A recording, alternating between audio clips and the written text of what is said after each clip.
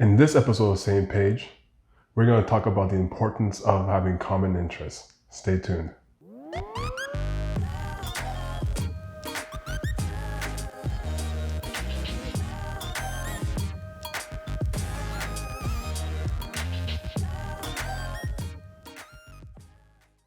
Hello everyone and welcome to another episode of Same Page. I am your host, Lenard, and this is my lovely wife, Sarah and Lenard.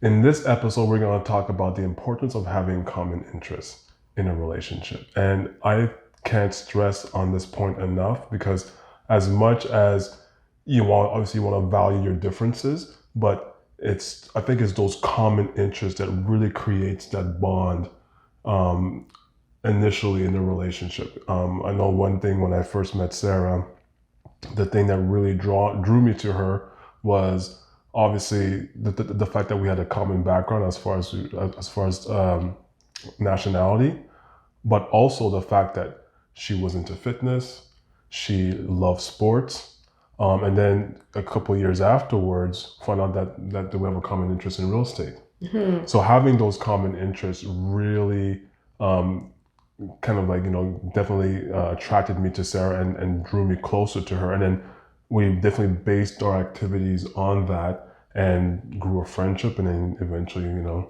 more than that. Yeah, I do think it's important, especially when you go on a daily routine and you know each other for a very long time. You've been married for 10 years or so, or in a relationship for 10 years plus.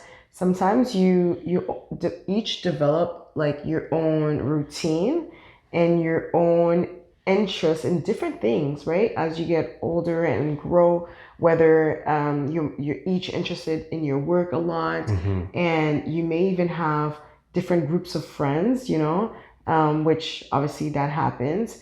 And it may be difficult to kind of come together and say like, okay, what are we going to do together? Mm-hmm. And I think the most common things are let's watch a movie and have dinner together. Yeah. Right. And those are great. But if you can have like a common goal, a common interest, I think that goes a long way. Mm-hmm. So Leonard talked about, we're both interested in fitness. So sometimes we'll do a fitness challenge together. And it could be, even if we're at different levels, different strengths and stuff like that in terms of fitness. But, we could say, okay, well, daily we're going to take a 30-minute walk. And we're like, okay, or every day, or when on Saturdays, we'll do a workout together. And that is like one way to bring us together, right?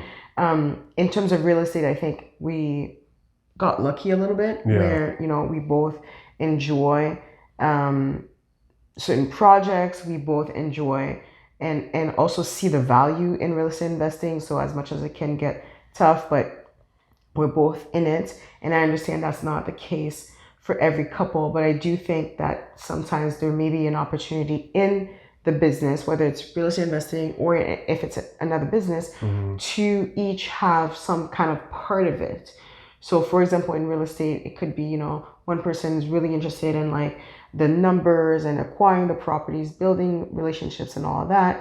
And the other person has no interest in any of that.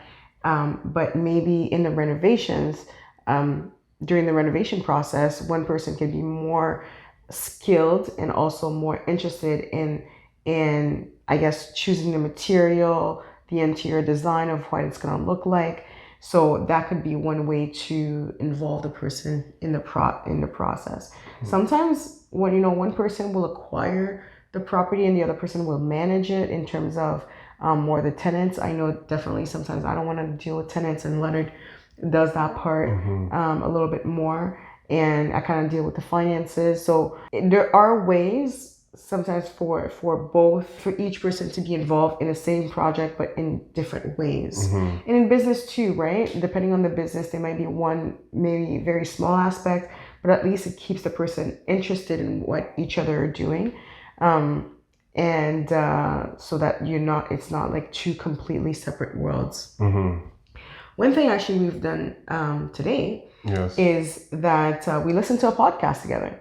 We had, mm-hmm. a very long drive, and I had come across a podcast and I said, I think you'd like it. So we listened to it together, and it kind of struck a conversation just naturally. We talked about it for a long period of time.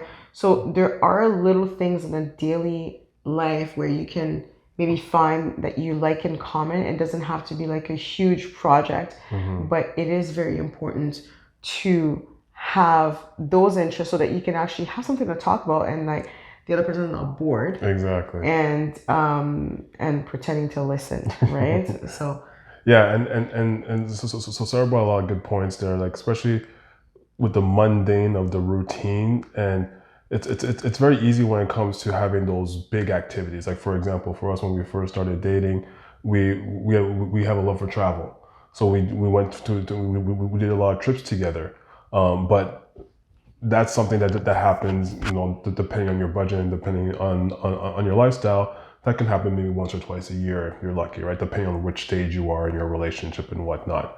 But then also we had a love for sports. So there was a lot of activities that geared around sports. I know Sarah surprised me with like Holland Gold Child, like I believe like on my first birthday, yeah. when we just started dating. We went to the World Cup in Brazil, so that was both the sports and the travel mixed together. We went to what was it, an Ottawa U versus Carleton game, and the list goes on as far as having those events.